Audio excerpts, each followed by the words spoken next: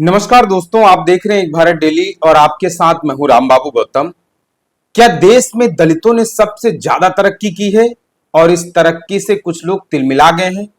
क्या देश में सबसे ज्यादा तेजी से सबसे ज्यादा रफ्तार से दलित आगे बढ़ रहे हैं? क्या दलितों ने इस देश के संसाधनों पर कब्जा करना शुरू कर दिया है?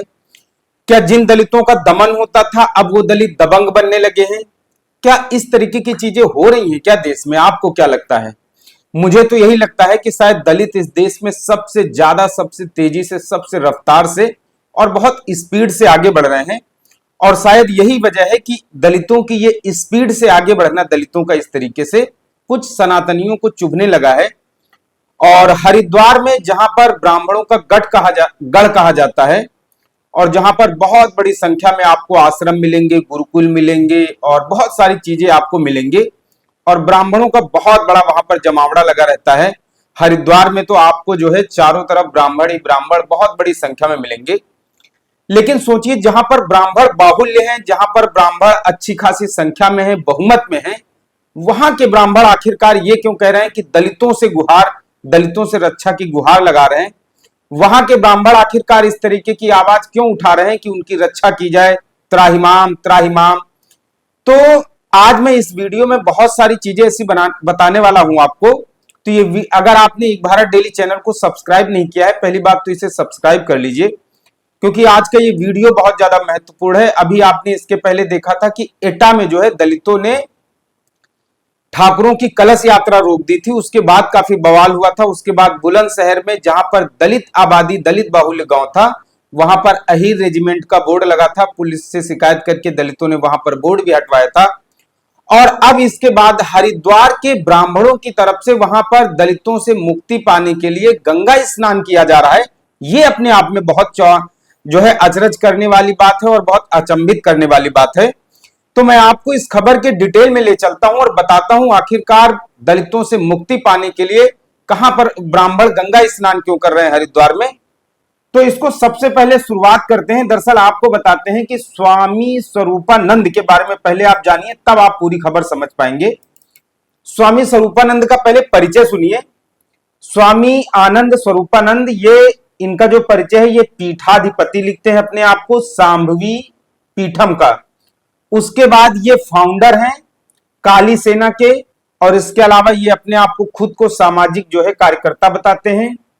और इसके अलावा अपने आप को प्रेसिडेंट बताते हैं शंकराचार्य परिषद, मतलब शंकराचार्यों की जो परिषद है उसके ये पीठाधीश्वर हैं, वो प्रेसिडेंट, अध्यक्ष। अब आप सोचिए इनका पद कितना बड़ा है। शंकराचार्य को हिंदू धर्म की सबसे बड़ी पदवी माना जाता है। जो हिंदू धर्म में शंकराचार्य होते हैं उनको सबसे श्रेष्ठ पदवी माना जाता है। अब ये शंकराचार्यों की भी जो परिषद है उसके प्रेसिडेंट। अब आप समझ सकते हैं कि इनके कद का अंदाजा लगा सकते हैं।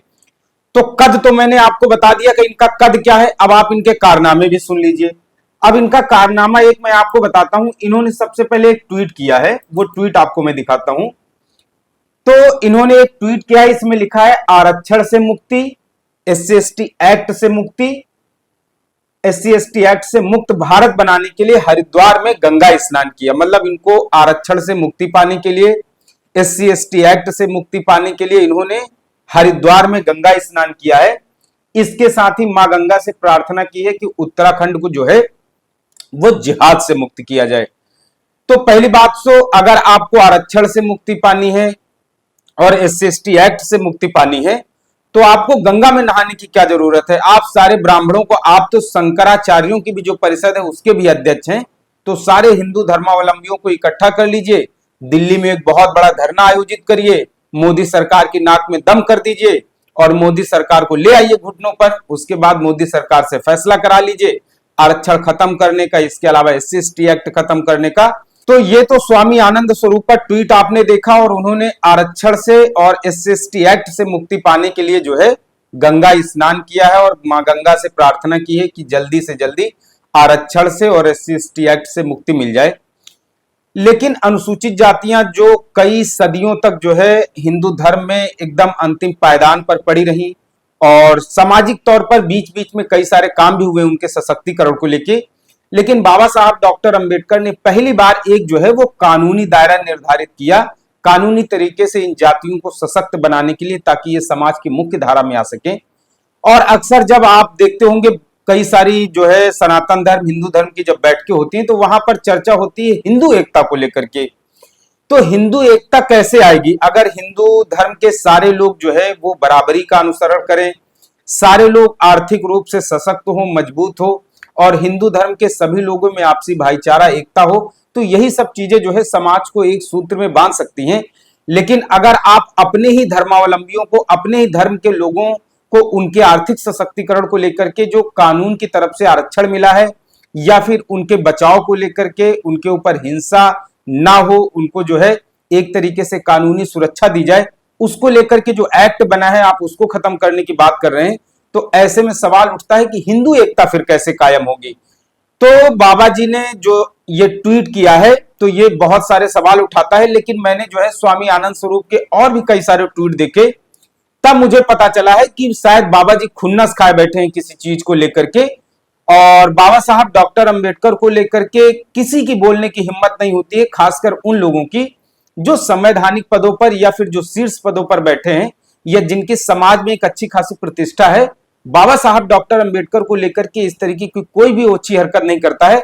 अभी हाल ही में एक सोशल मीडिया पर हालांकि कुछ लोगों ने ट्रेंड चलाया था, और उसी ट्रेंड का, उसी भेड़ चाल का बाबा भी शिकार हो गए। अब बाबा ने जो ट्वीट किया है वो मैं आपको दिखाता हूं। बाबा ने संविधान को लेकर के भी एक बड़ा ही मतलब जो है विवादित पोस्ट किया है बाबा ने ट्विटर पर, और ये भी आप देख लीजिए इन्होंने क्या किया है। इन्होंने लिखा है कि संविधान निर्माता डॉक्टर बी.एन. राव साहब तो अब जनता के दिलों के बाल लोगों के ऑफिस तक पहुंचने लगे हैं। बेंगलोर के एक बड़े उद्योगपति श्री विजय रेड्डी जी ने ये चित्र भेजा है और हमें बताया है कि लगभग 1100 चित्र उन्होंने अलग अलग कार्यालयों में भेजकर लगवाया है।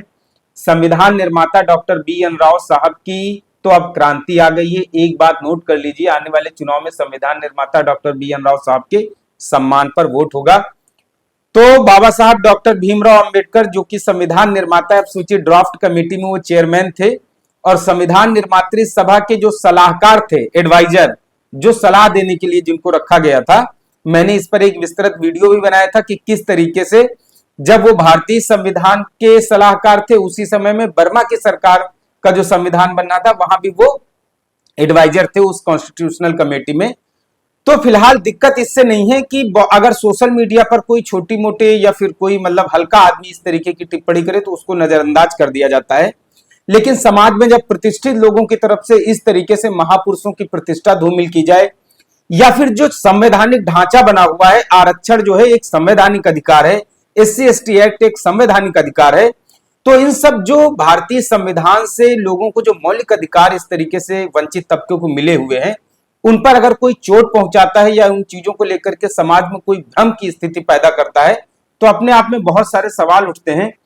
तो बहुत सारे अनुसूचित जाति के लोग और भी सारे लोग जो है स्वामी स्वरूपानंद के आश्रम में जाते होंगे। सोचिए, बाबा जी से जो है अपने जीवन में जो कष्ट है उनको दूर करने के लिए गुहार लगाते होंगे।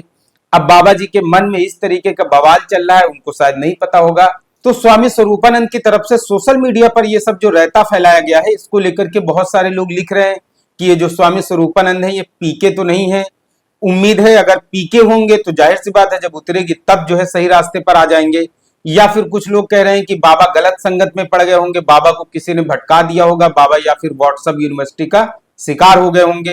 तब भी उम्मीद है कि अगर बाबा को किसी ने जो है बहकाया होगा तो भटकते भटकते ही सही लेकिन सही रास्ते पर आ जाएंगे। तो उम्मीद यही है कि स्वामी स्वरूपानंद ये जो सोशल मीडिया पर इस तरीके के जो है समाज में एक कहीं ना कहीं जो है वो भ्रम और समाज में कहीं ना कहीं भेदभाव पैदा करने की जो कोशिश कर रहे हैं, टकराव की जो स्थिति जो है, तनाव की स्थिति पैदा कर रहे हैं, इन सब चीजों पर रोक लगाएंगे। फिलहाल आपको ये स्टोरी कैसी लगी है, ये एनालिसिस कैसी लगी है, कमेंट करके जरूर बताएं। स्वामी स्वरूपानंद की तरफ से आरक्षण को लेकर के, SC/ST एक्ट को लेकर के ये जो कमेंट किए गए हैं सोशल मीडिया पर, इस पर आपकी अपनी निजी राय क्या है, पोस्ट जरूर कीजिएगा, इस वीडियो में जरूर बताइएगा। एक भारत डेली चैनल को अगर आप पहली बार देख रहे हैं तो आपसे अपील है इसे सब्सक्राइब जरूर करें। स्टोरी अच्छी हो तो इसे दूसरों लोगों तक भी भेजें। धन्यवाद।